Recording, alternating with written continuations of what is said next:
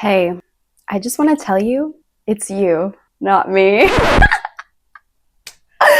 Okay, I really tried to get into my acting. Look how red it made me. It's not me, it's you. Let's stop sugarcoating things for the people that are wrong for us, right? I think there's this cliche of being like, oh, it's me, not you, and the connection, it has nothing to do with you. But sometimes it does have to do with the other person. Sometimes you are breaking a pattern of no longer going into relationships that are going to end up being show, right? No, sometimes it is you and not me, right? Or it's the other person and not you kind of thing. Because you're seeing a pattern and you're deciding to break it. We don't acknowledge that enough. It's so hard to say no to something that maybe one time we were so easily and ready to say yes to that we should start congratulating ourselves and just be honest about the truth.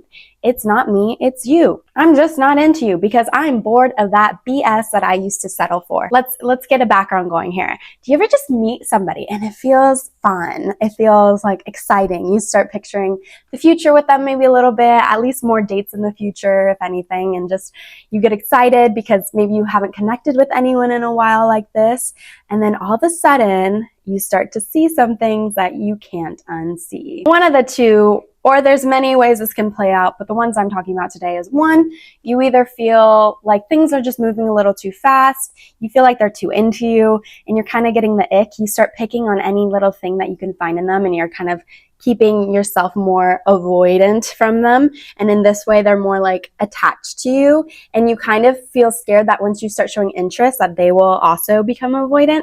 So it's like you start playing this dance, right? Or number two is like you're deciding you're into them, and then you start overthinking every response in your head, playing those games of like when to text back, when not to text back, when to respond after how long they've responded, and what do they think of you, and what did it mean when they said this, like all those thoughts, right? These are your attachment styles playing out. And anytime you feel triggered in this way, it's typically because it's a familiar pattern, one, or two, because you're just used to playing this dance with people, right? And let me tell you this, it's not them, it's not you, it's them.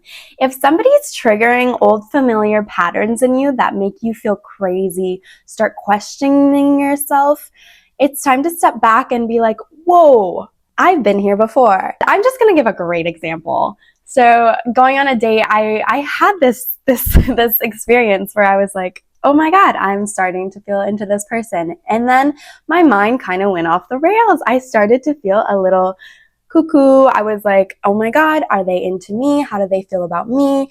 When should I respond? When do I not respond? How should I text? And then questioning their motives. Like they said they were going to do this and then they didn't. And what does that mean? And it just turned into this big fiasco, and I was like, wait a minute, I've been here before. I've been here before I've learned about attachment styles and all that. But now with that knowledge, I can use it and put it into practice, right? It is them and not me. I can step aside from that relationship and see with big ol' eyes that I do not want to play that dance again of the avoidant and the anxious. But as soon as I saw that I was going into something that felt familiar, that felt exciting because it lit up those feelings in me, I knew it wasn't going to happen. I knew this is it. You can't have a relationship with somebody who's not going to meet you where you want to be. If you want to become a secure attachment in the relationship, you have to say no to anyone that makes you feel dizzy, makes you question yourself, makes you second guess yourself, be avoidant if they're going too fast, There's so many like triggers that we can notice in ourselves and know this person is not right for us. Let's just be real. In the beginning of a relationship, it should be fun. You should be on your best behavior and they should too.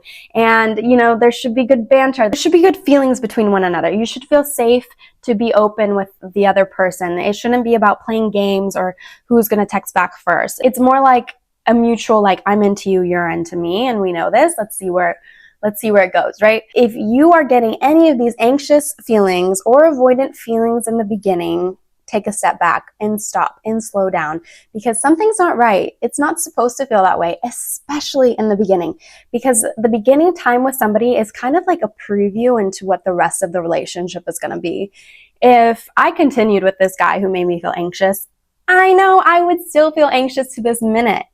being with somebody like that, being with somebody who is inconsistent, unresponsive, doesn't say what they're going to do, of course I'm going to feel some kind of way. Of course that's going to make me anxious. And of course that's not conducive to a great relationship, right? Noticing these patterns right away is going to save you so much time and heartache, because it's so much easier to cut things off right in the beginning versus a few years down the line. With that said, there are normal triggers. It's normal to have somebody amazing come into your life and you start questioning, can I receive this? Am I worthy of this kind of behavior? And you start questioning, like, am I able to receive somebody being great to me? Or feelings of like, whoa, I really like this person, but I feel like slowing down because I've been hurt in the past and I don't want to get hurt again. Like, these are all valid and real triggers that you can have with like a healthy person. But the moment you start questioning yourself, your own worth, your own mind, what you remember, things happening, things playing out, that's when you know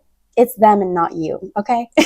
Honestly, be so grateful that it's them and not you. Be so grateful that they are showing you who they are right up front, so you can make the honest decision, maybe there's something I still haven't learned from this attachment style that I need to learn, so I'm going to go into this relationship that's a push and pull, and I'll discover more about myself. Or you may be like seeing the pattern and be like, no, I'm done with that picture. I'm going to say no to that. And so the universe can send me somebody who is right for me, because the longer you spend wasting time with the wrong person, the longer time you will be separated from the person who's right for you. And trust me, I felt like this too as soon as I noticed, oh my God, I'm acting a little bit anxiously cuckoo right now, right? And it felt like, oh my God, I've done all this healing in the past 2 years and here I am again, right where I started. Actually, no, because right when you started, you had no idea what that meant. You had no idea what these feelings and triggers meant, and you got into the relationship blindly.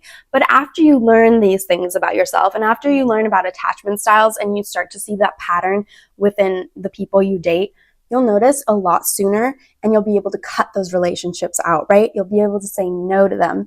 And I think that in alone deserves a pat on the back, right? Like, you're not getting sucked into something that no longer works for you. Rather, you are saying yes to yourself by saying no to them. Seeing this relationship for what it is and how it doesn't work well with your nervous system.